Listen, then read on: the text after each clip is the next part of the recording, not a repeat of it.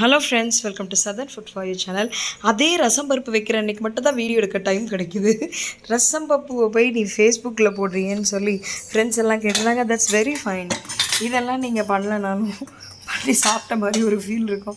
So இன்றைக்கி Saturday வழக்கம் போல் ரசமும் பருப்பும் தாங்க. பட் கூடவே முருங்கைக்கீரை, அதுக்கப்புறம் அடுத்த சைட் டிஷ் வந்து வாழைக்காய் வந்து இந்த மாதிரி அயன் பாத்திரத்தில் கொஞ்சமாக எண்ணெய் விட்டு பண்ணால் இந்த ஸ்டேஜில் தான் வரும், ரைட்டா? அதுக்கப்புறம் இது காலையில் பண்ண லெஃப்ட் அப்புறமா ரசம், அதுக்கப்புறமா வந்து சவுசவ் கூட்டு, இல்லை சொரக்காய் கூட்டு. ஏன்னு கேளுங்க, நான் வைக்கல, அதான் மாற்றி சொல்லிகிட்டு இருந்தேன். அப்புறமா வந்து இன்றைக்கி மோரை நல்லா மிக்ஸ் பண்ணி தண்ணியாக இருக்குது அப்படின்னு சொல்லுவாங்க. இது பாருங்கள், நல்லா மிக்ஸ் பண்ணிவிட்டேன்.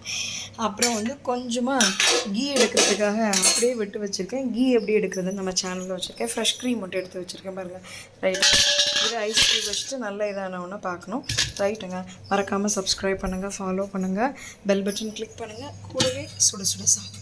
அவ்வளோதாங்க இன்றைக்கி ஸ்பெஷல். அப்போலாம் கரெக்டாக சாப்பிட்றப்ப மட்டும்தான் பொரிக்கணும். முன்னாடியே பொரிச்சா மேகோல் எல்லாம் சாப்பிட்டு காலி பண்ணிவிடுவோம். நானும் தான். ஓகேங்க, தேங்க்யூ, பை பாய்.